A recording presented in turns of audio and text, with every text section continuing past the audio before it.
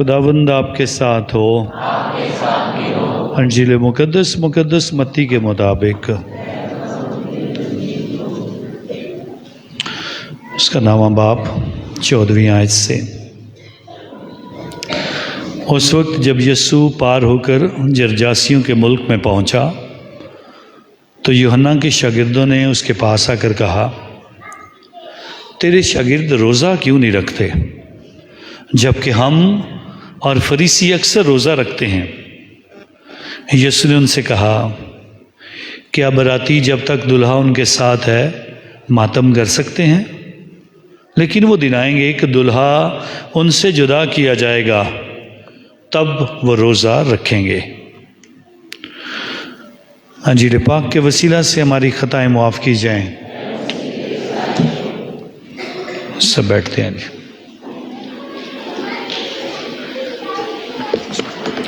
آپ سب کو روزوں کا ایام بہت بہت مبارک ہوں۔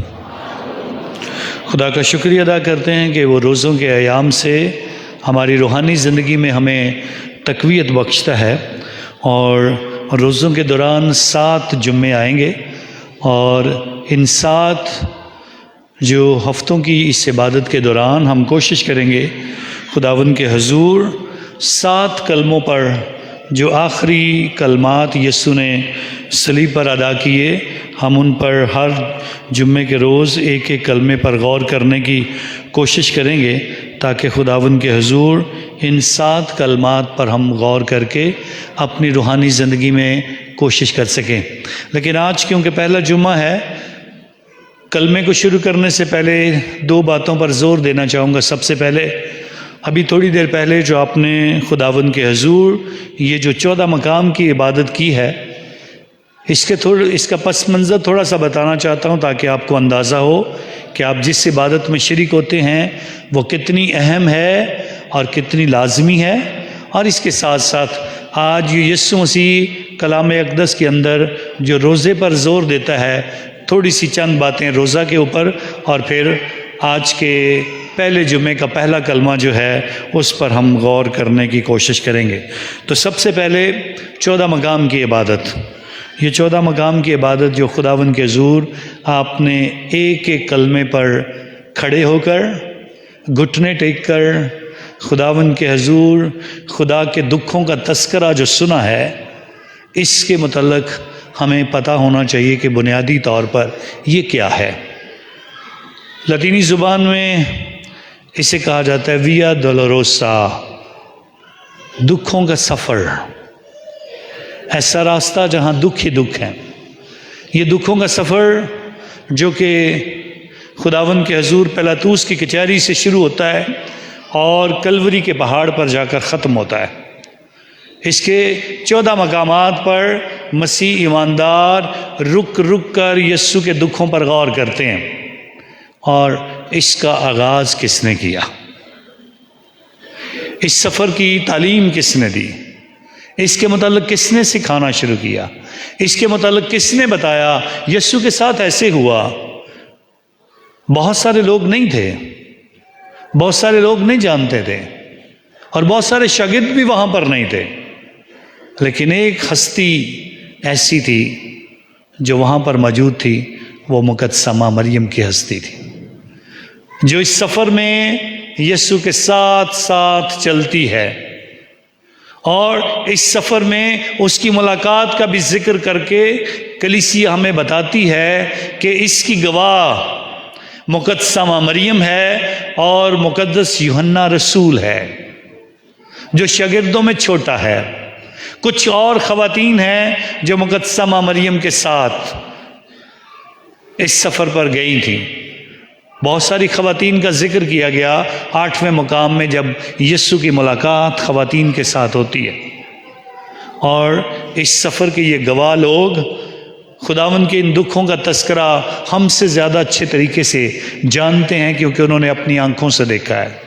سب سے پہلے مقدسہ مریم سکھاتی ہے، مقدس یوحنا رسول سکھاتا ہے، اس کے بعد لوگ جو مسیح کو قبول کرتے ہیں، لوگ جس میں شمعون کا ذکر کیا گیا، جس نے یسوع کی صلیب اٹھانے میں سارا، ویرونیکا جس نے یسوع کا منہ پونچھا، وہ خواتین جنہوں نے دیکھا وہ لوگ جو قبر پر یسوع کی صلیب سے اسے اتار کر مقدسہ ماں مریم کی گود میں رکھتے ہیں، اور وہ جنہوں نے یسوع کو دفنایا ہے، یہ وہ سارے لوگ ہیں جو اس سفر کے گواہ ہیں، جنہوں نے محسوس کیا یہ دکھوں کا سفر ہمارے خداوند یسوع مسیح نے ہماری خاطر سہا ہے، اور اس کو ہمیں یہ دینے کے لیے روزوں کے دوران کلیسیا ہمیں یہ موقع دیتی ہے کہ ہم اس پر غور کر سکیں۔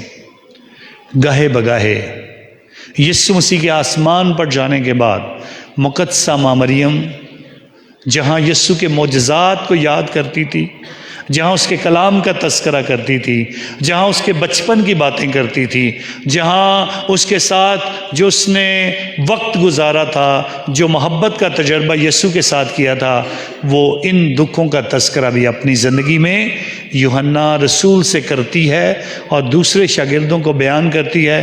اسی لیے کلیسیا جب بھی مقدسہ ماں مریم کے وسیلہ سے قوت پاتی ہے تو پھر یہ دکھوں کا سفر جس میں ہم سب شریک ہوئے ہیں یہ اہم ہو جاتا ہے۔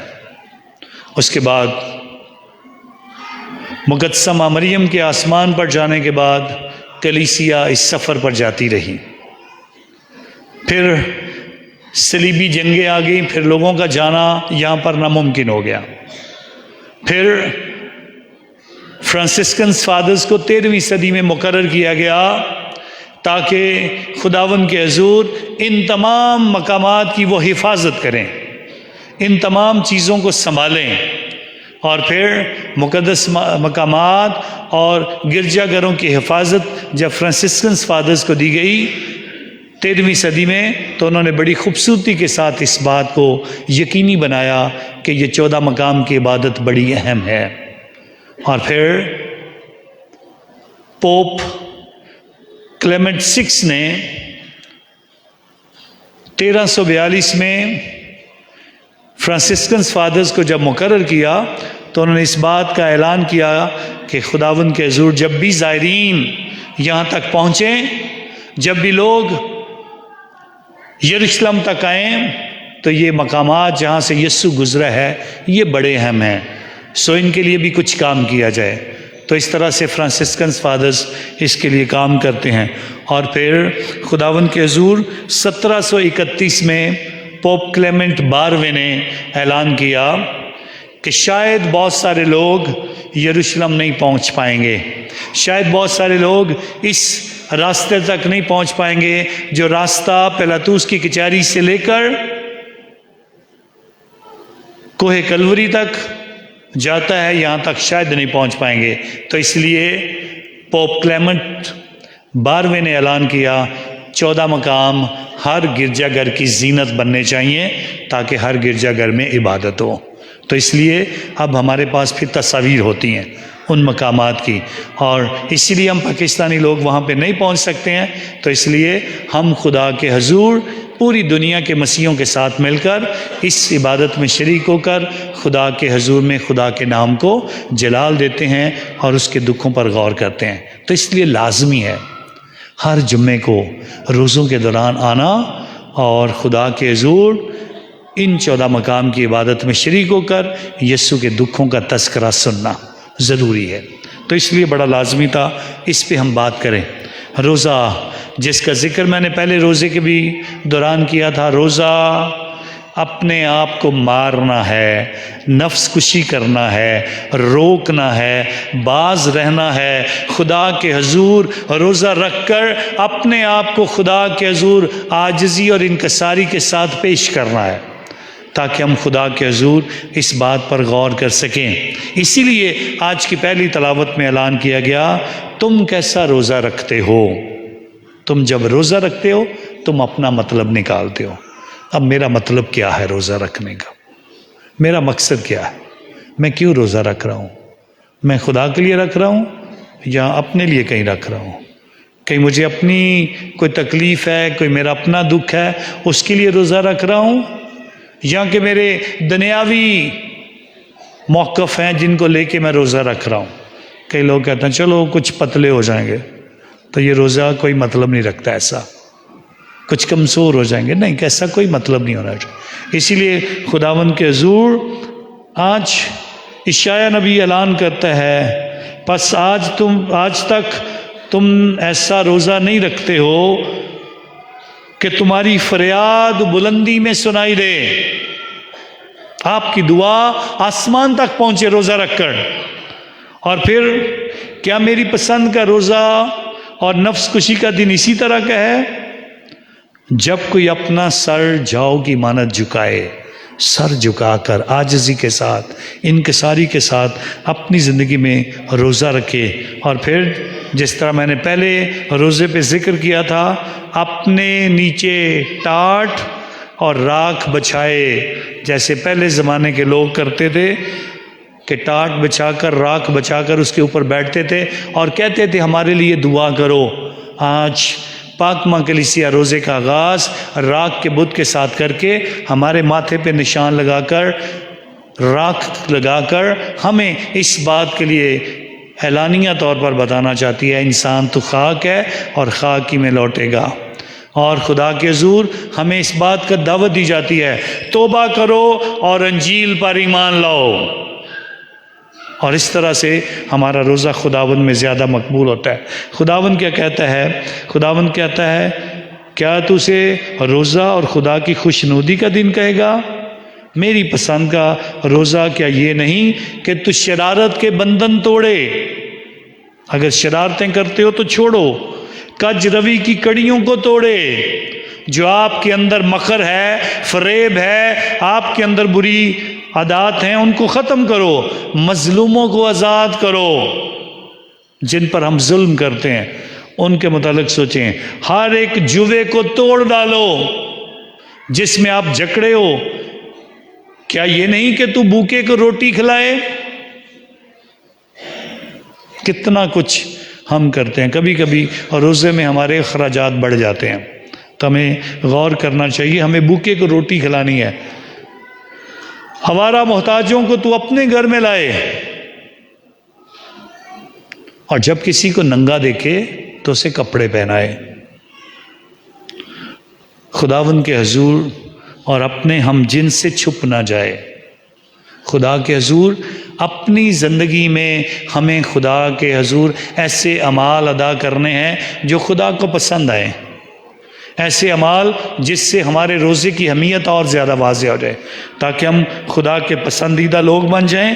جب ہم خدا کی پسند کا روزہ رکھیں گے تو خداوند کہتا ہے تب تیری روشنی صبح کی مانت پھوٹے گی اور تیری صحت جلد بحال ہو جائے گی۔ ہماری صحت اور بیماریوں سے چھٹکارا پانے کا عمل، صحت کی بحالی اس راز میں چھپی ہے کہ ہم اچھا روزہ رکھیں، اور خداوند کے حضور تیری صحت جلد ظاہر ہوگی، تیری نجات تیرے آگے آگے چلے گی، اور خداوند کا جلال تیرا دم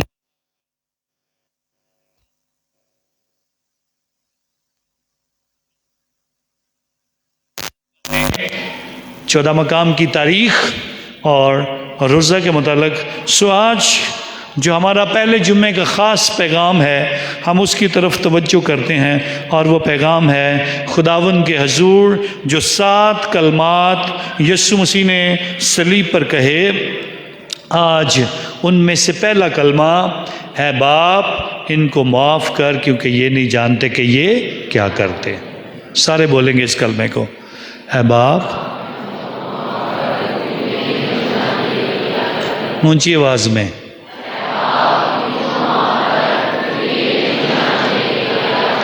ایک دفعہ ساری ریکارڈنگ میں جائے کہ پوری دنیا سنے آپ کو، اے باپ۔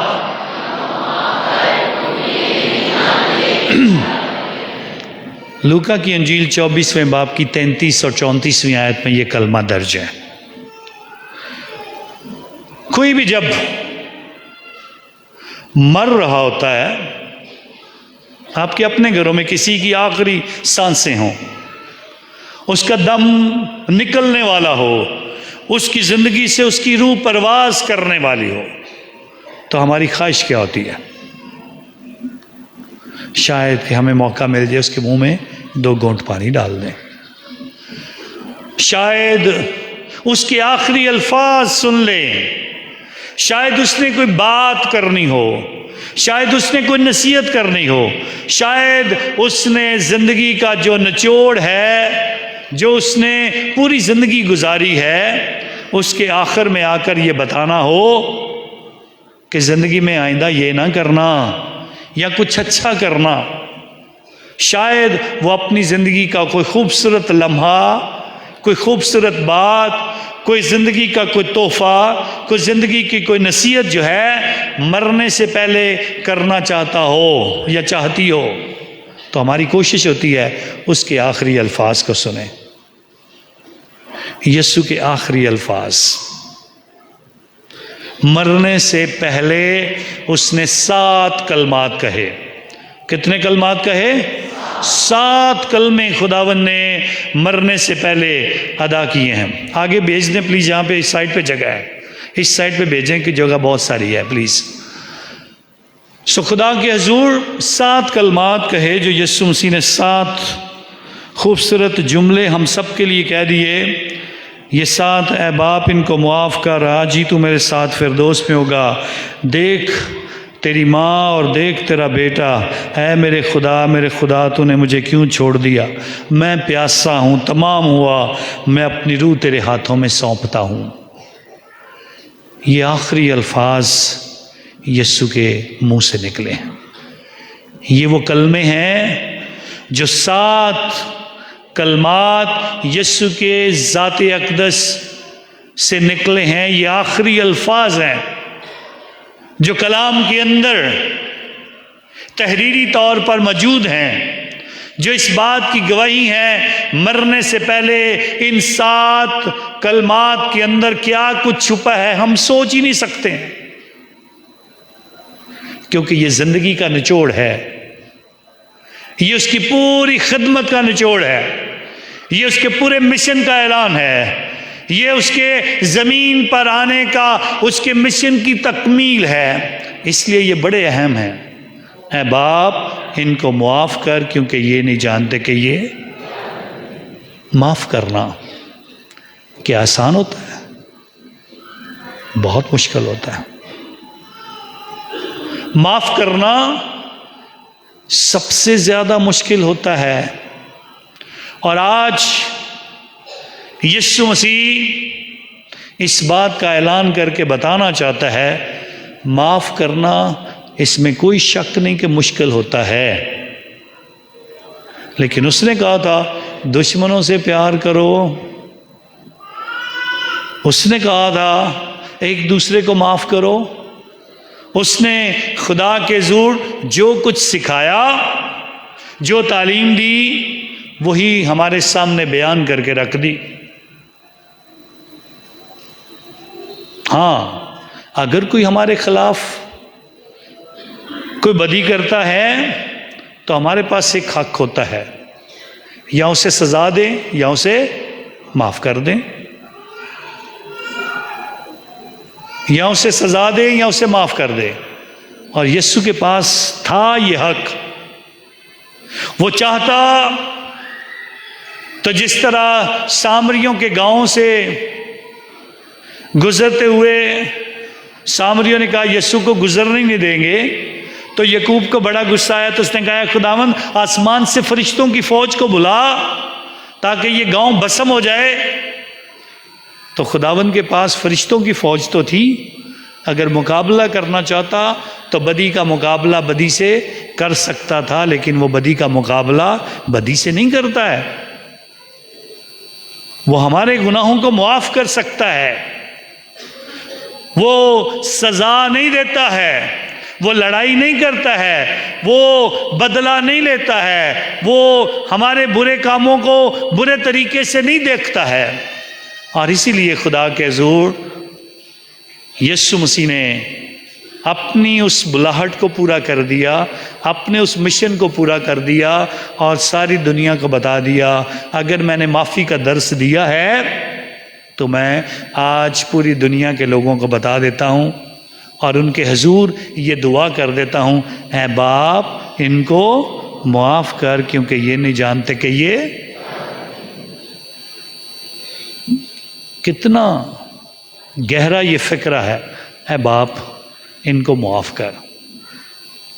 سب سے پہلے پوری دنیا کو یہ بتانا ضروری ہے، جب یسوع بولتا ہے اے باپ، اے باپ کے لفظ کے اندر اتنا کچھ چھپا ہے کہ آپ اندازہ نہیں کر سکتے، اور دنیا کے جو لوگ کہتے ہیں وہ خدا کا بیٹا نہیں ہے، وہ بتا رہا ہے میں مرنے کے وقت بھی بتا رہا ہوں میں ہی خدا کا بیٹا ہوں۔ میرے بپتسمہ کے وقت بھی آواز ہے یہ میرا پیارا بیٹا ہے، میری تبدیلی صورت کے موقع پر بھی آواز آئی یہ میرا پیارا بیٹا ہے، اور آج آخری وقت میں بھی میں تمہیں بتانا چاہتا ہوں میں اپنے باپ کو پکارتا ہوں جس کا میں بیٹا ہوں، جسے گناہ معاف کرنے کا اختیار ہے، جو معافی دے سکتا ہے، جو توبہ قبول کر سکتا ہے، جو ہمارے گناہوں کا بدلہ جو ہے وہ معافی کی صورت میں دیتا ہے۔ اے باپ ان کو معاف کر۔ سو باپ کے حضور اس کو پکارنا اور دنیا کو دکھانا میں اسی باپ کا بیٹا ہوں۔ خداوند سب سے پہلے اپنے خدا کے بیٹے ہونے کا اظہار جو ہے پوری دنیا کے سامنے آسمان اور زمین کے درمیان لٹکتے ہوئے صلیب کے اوپر مصلوب یسوع کے منہ سے یہ الفاظ نکلتے ہیں اے باپ ان کو معاف کر کیونکہ یہ نہیں جانتے کہ یہ خدا کے حضور یسوع مسیح ہمارے لیے اس بات کا اہتمام کرتا ہے اے باپ ان کو معاف کر۔ اب ہم اپنی زندگی پر غور کریں، ہمارے لیے معاف کرنا کتنا مشکل ہوتا ہے، ہمارے لیے معاف کرنا کتنا مشکل ہے، اور معافی کا درس یسوع مسیح جب دے رہا ہے تو بیان کر رہا ہے خدا کے حضور اس بات کی طرف سب سے پہلے کنہیں معاف کر رہا ہے؟ اے باپ انہیں معاف کر۔ کیا یہودیوں کو معاف کر رہا ہے؟ کیا رومی سپاہیوں کو معاف کر رہا ہے؟ کیا اپنے شاگردوں کو معاف کر رہا ہے؟ کن کے لیے وہ دعا مانگ رہا ہے؟ کن کے لیے وہ پکار رہا ہے؟ کن کے لیے وہ التجا کر رہا ہے؟ کن کے لیے خدا کے حضور اس بات کا اعلان کر رہا ہے کہ اے باپ ان کو معاف کر؟ تو سب سے پہلے بات سمجھنے والی ہے، وہ پوری دنیا کے لوگوں کو کہہ رہا ہے، پوری دنیا کے لوگوں کو۔ اب پوری دنیا کے لوگ اس وقت کے لوگ یا بعد کے وقت کے لوگ یا پہلے وقت کے لوگ، کن لوگوں کو وہ معاف کر رہا ہے؟ سب سے پہلے یہ اس کی پکار روحانی معافی کی پکار، اور خدا کے روح میں ہو کر خدا کی پکار پوری دنیا کے لوگوں کے لیے۔ آدم جس نے باغ عدن میں گناہ کیا، اور اس کے بعد کاہن جس نے اپنے بھائی کو قتل کیا، اور خدا کے حضور داؤد بادشاہ جس نے خدا کے حضور گناہ کیا، اور اس کے بعد جتنے لوگوں نے خدا کی نافرمانی کی، جتنے بادشاہوں نے خدا کے حکموں کو توڑا، جتنے لوگوں نے خدا کی نافرمانی کی، ان سب کو لے کر خداوند ان کو بھی معاف کرتا ہے، اور پھر نئے عہد نامے کے لوگوں کو بھی معاف کرتا ہے، اور پھر نئے عہد نامے کے لوگوں تک نہیں رکتا ہے، بلکہ وہ یہودا اسکریوتی کو بھی معاف کرتا ہے جس نے اسے پکڑوایا، اور ہیکل سے آنے والے وہ جو ہیکل کی حفاظت کرنے والے گارڈ اسے پکڑنے کے لیے آئے ان کو بھی معاف کرتا ہے، فقیوں اور فریسیوں کو بھی معاف کرتا ہے جنہوں نے اس پر الزام لگایا، سپاہیوں کو بھی معاف کرتا ہے جو اسے ٹھٹھے میں اڑاتے رہے، اور ان کو بھی معاف کرتا ہے جو اسے کوڑے مارتے رہے، جو اس پر تھوکتے رہے، جنہوں نے اس کے سر پر کانٹوں کا تاج پہنایا۔ وہ پلاطوس کو بھی معاف کرتا ہے جو خداوند کے حضور اس بات کے لیے کہتا ہے کہ یسوع بے قصور ہے، لیکن لوگوں کی وجہ سے اسے صلیب کا حکم دیتا ہے۔ وہ پترس کو بھی معاف کرتا ہے جو 3 بار اس کا انکار کرتا ہے۔ وہ رسولوں کو بھی معاف کرتا ہے جو اسے چھوڑ کر بھاگ گئے تھے۔ وہ خدا کے حضور ہر ایک شخص کو معاف کرتا ہے جو اسے کیل لگا رہے ہیں، جو اس کے کپڑے اتار رہے ہیں، جو اس کے پسلی میں نیزہ مار رہے ہیں، سب کو وہ اعلانیہ طور پر کہنا چاہتا ہے اے باپ ان کو معاف کر کیونکہ یہ نہیں جانتے کہ یہ کیا کرتے ہیں. اور اس میں ہم بھی شامل ہیں. اگر وہ پرانے عہد نامے کے لوگوں کو یاد کرتا ہے، پھر نئے عہد نامے کے لوگ اور آنے والے عہد کے لوگ جو ہم سارے ہیں، جو ہم اس وقت میں اس پر ایمان رکھتے ہیں، ہر ایک کی خطا اپنے گھر سے نکلتے ہوئے چرچ تک آتے ہوئے اگر ہم سے کوئی خطا ہوئی ہے، اور اگر چرچ میں بیٹھے ہوئے بھی ہم سے ہمارے ذہن میں کوئی برا خیال آیا ہے، ان سب کو بھی وہ کہنا چاہتا ہے، اے باپ ان کو معاف کر کیونکہ یہ نہیں جانتے کہ کیا کرتے ہیں. سو اس لیے ہر دور کے لوگوں کے لیے اس کا یہ پیغام ہمیشہ ہے. اس لیے بڑا ضروری ہے، اے باپ ان کو معاف کر کیونکہ یہ نہیں جانتے کہ یہ کیا کرتے. یسوع صلیب پر ہے اور صلیب سے پکارتا ہے، اور صلیب لکڑی کی ہے. باغ عدن میں اس درخت کے پھل کھانے سے منع کیا گیا، اور اس درخت کا پھل آدم اور حوا نے کھایا. اور باغ عدن کا آدم خدا کے حضور جب اسے کہا گیا کہ تو نے پھل کھایا ہے، تو اس نے الزام کس پہ لگایا؟ حوا پہ. جو حوا تو نے یہ جو عورت مجھے دی تھی، اس نے مجھے دیا تو میں نے کھایا. سو پرانے عہد کا آدم خدا سے معافی نہ مانگ سکا. نئے عہد کا آدم صلیب پر مصلوب ہو کر اس آدم کو معاف کرتا ہے. اور وہ آدم جو عورت پر الزام لگاتا ہے جو اس کی بیوی ہے، یہی آدم جس کی دلہن کلیسیا ہے، یسوع مسیح کی دلہن کلیسیا ہے، جب اس پر الزام لگتا ہے، جب وہ گناہ میں گرتی ہے، تو یہی آدم کھڑے ہو کر اس کو بھی کہتا ہے، اے باپ ان کو بھی معاف کر کیونکہ یہ نہیں جانتے کہ یہ کیا کرتے ہیں. تو اس لیے ہر ایک کا گناہ خداوند اپنے سر پر لیتا ہے اور سب کو معاف کرنے کے لیے تیار ہوتا ہے. معافی دینا بڑا مشکل کام ہے، معافی مانگنا اس سے بھی مشکل کام ہے. خدا کے حضور اس بات کو ہمیشہ یاد رکھیں. کبھی کبھی ہم سمجھتے ہیں ہم نے معاف کر دیا سب کچھ ٹھیک ہو گیا. کبھی نہیں ٹھیک ہوگا، کبھی بھی ٹھیک نہیں ہوتا.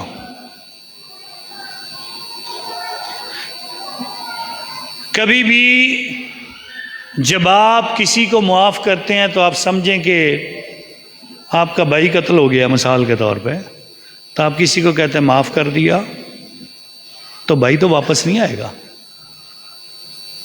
لیکن آپ کے معاف کرنے سے ایک کام بڑا ہو گیا. آپ کے معاف کرنے سے ایک کام بڑا ہو گیا. میرا بڑا بھائی جب ایکسیڈنٹ میں اس کی ڈیتھ ہوئی تو میں ہاسپٹل میں اس کی لاش کو لینے کے لیے گیا. سارے مسیح لوگ کھڑے تھے. فادر جی بندے اساں پھڑ لینے، انہاں تے پرچہ کرانے ہاں، کی ہو جائے گا، یہ ہو جائے گا، وہ ہو جائے گا. یہ لوگ سارے مجھے اکسا رہے تھے کہ میں کچھ نہ کچھ قانونی کارروائی کروں. تو جب ہم ہاسپٹل میں پہنچے تو میں نے کہا کوئی بات نہیں، اگر خدا اس کی موت ایسے ہی چاہتا تھا تو کوئی بات نہیں، ٹھیک ہے ان کو جانے دو. اور جیسے میں نے کہا ان کو جانے دو تو سارے وہی لوگ ہاں فادر سی جو فادر بھی معاف نہ کرتا تو پھر کی سی. سو لوگوں کے بدلتے ہوئے کوئی فرق نہیں پڑتا. سو میرے معاف کرنے سے ہمارے وہ غم تو نہیں ختم ہوا، وہ درد وہ تکلیف وہیں پہ رہتی ہے، لیکن معاف کرنے سے آپ کو ایک تسلی ملتی ہے، اور وہ تسلی یسوع دے سکتا ہے اور کوئی نہیں دے سکتا. خدا کے حضور ہم یہ کہیں کہ اب ہم معاف کر دیے اب سب کچھ ٹھیک ہو جائے گا، واپس بحال ہو جائے گا، کبھی نہیں ہوگا. وہ درد ہمیشہ رہتا ہے. وہ آپ جب چاہیں محسوس کرنا آپ محسوس کر سکتے ہیں، لیکن آپ کا معافی کا عمل آپ کو خدا کے حضور ایک ایسی تسلی دیتا ہے جس کا کسی اور کے پاس جواب نہیں ہوتا ہے. وہ تسلی صرف آپ محسوس کر سکتے ہیں.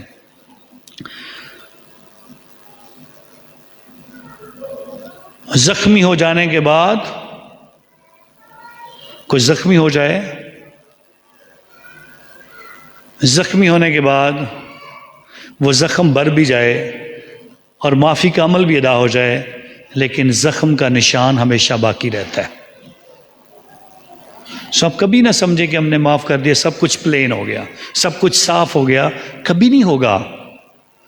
یہ اس صورت میں ہو سکتا ہے جب اگلا شخص بھی اسی دل اور درد کے ساتھ اسی مصیبت کو محسوس کر کے کہے کہ میں نے کچھ برا کیا ہے، تب اس کی زندگی میں وہ تسلی آتی ہے جو اس سے کوئی چھین نہیں سکتا ہے. سو خدا کے حضور اس بات کی طرف ہمیں توجہ کرنی چاہیے. معاف کرنا بہت مشکل کام ہے، اور یسوع نے کتنے دکھ سہے ہیں اور اس کے باوجود بھی اس نے خداوند کے حضور اس بات کو پکارا ہے. معاف کرنا ایمان کا حصہ ہے، یہ کہ ایمانی عمل ہے. اب اس کو ہم کیسے سمجھیں گے؟ اگر آپ ایمانی طور پر اس کو سمجھنا چاہتے ہیں تو ایمانی طور پر یہ ہوتا ہے، جو بھی آپ کا نقصان ہو جائے، جو بھی آپ کو پریشانی ہو جائے، جو بھی آپ کو تکلیف ہو، جو بھی آپ کی زندگی میں کمی ہو جائے کسی کی وجہ سے، آپ اسے خدا کے لیے چھوڑ دیتے ہو. سب کچھ خدا پہ چھوڑ دینا. خدا بدلا لے گا، خدا دیکھے گا، میں نے کچھ نہیں کرنا ہے. سو خدا کے حضور یہ ایک ایمانی عمل ہے جس کے ذریعے سے ہم خداوند میں مضبوط ہوتے ہیں اور خدا کے نام کو جلال دیتے ہیں. اور اس طرح سے خداوند کے حضور ہم اعلان کرتے ہیں کہ خدا ہماری زندگی میں کام کرتا ہے، اور معاف کرنے کا عمل خدا انسانوں کے دلوں میں ڈالتا ہے. اس لیے ہماری ہر دعا کے اندر ہے، ہمارے باپ کی دعا جتنی بار ہم پڑھتے ہیں، اے خدا پہلے ہمارے قصور معاف کر، پھر ہم دوسروں کے قصور بھی معاف کرنے کے قابل ہو جائیں. پہلے اپنے لیے معافی مانگے، پھر دوسروں کی معافی کے لیے بھی ہم سوچنا شروع کریں. کیونکہ جب تک یہ نہیں ہوگا تب تک ہمیں خدا کے حضور اس بات کی تسلی کبھی نہیں ملے گی. سو خدا کے حضور مقدس پالوس رسول عبرانیوں کے نام خط اور اس کے 10ویں باب کی 22ویں آیت میں اعلان کرتا ہے، آؤ ہم اپنے دلوں کو برے ضمیر سے پاک کر کے اور بدن کو صاف پانی سے دلوا کر سچے دل سے کامل ایمان کے ساتھ قریب ہو جائیں. ایک واحد رستہ ہے، آپ خدا کے قریب ہو جاؤ، خدا آپ کے قریب ہو جائے گا. آپ خدا کی طرف ایک قدم بڑھاؤ، خدا 100 قدم آپ کے قریب لے کے آئے گا اور خدا آپ کا ساتھ دے گا. لیکن اسی لیے بتایا گیا پہلے اپنے ضمیر سے اس برائی کو نکالو، پہلے اپنی زندگی سے اس بدی کو ختم کرو تاکہ خدا آپ کے قریب آئے. اور پھر عبرانیوں کے نام خط اس کے 7ویں باب کی 25ویں آیت میں اعلان کیا جاتا ہے، اس لیے جو اس کے وسیلے سے خدا کے پاس آتے ہیں وہ انہیں مکمل طور پر نجات دے سکتا ہے، کیونکہ ان کی شفاعت کے لیے وہ دائماً زندہ ہے. وہ ہمیشہ زندہ رہے، وہ دائماً زندہ ہے. مصلوب ہونے کے باوجود مردوں میں سے جی اٹھ کر وہ دائماً زندہ ہے، اور وہ دائماً ہماری شفاعت کے لیے ہمیشہ کھڑا رہتا ہے. لیکن ان کے لیے کھڑا رہتا ہے جو اس کے پاس آتے ہیں. سو اس لیے روزوں کا موسم ہمیں دعوت دیتا ہے، آؤ ہم خدا کے قریب ہو جائیں، آؤ ہم اس کے پاس چلیں. اور پہلے روزے کے دوران بھی ہم نے سنا تھا خدا کے حضور مقدس پالوس رسول فرماتا ہے، آؤ اب کاملیت کا وقت ہے، آؤ اب قبولیت کا وقت ہے، آؤ اب ملاپ کا وقت ہے، اب میل ملاپ کے ساتھ خدا کے ساتھ ایک ہو جائیں. سو روزوں کے ایام ہمیں خدا سے جوڑتے ہیں، تو آئیں خدا کے حضور اس کے ساتھ جڑے، اس میں زندگی گزاریں اور اس کے نام کو جلال دیں. خدا اپنے لوگوں کے ساتھ رہنا چاہتا ہے، خدا اپنے لوگوں کی حفاظت کرنا چاہتا ہے، خدا اپنے لوگوں کی قوت بننا چاہتا ہے. آپ کے روزے، آپ کی ریاضت، آپ کے نیک اعمال آپ کو اس قابل بناتے ہیں کہ آپ خداوند میں زندگی گزاریں۔ خدا کرے کہ سب کے روزے بہت بابرکت ہوں اور ہم اپنے گناہوں کی معافی بھی مانگیں اور ایک دوسرے کو معاف کر کے خدا کی بادشاہت کا اعلان کرتے جائیں، مسیح خداوند کے وسیلہ سے۔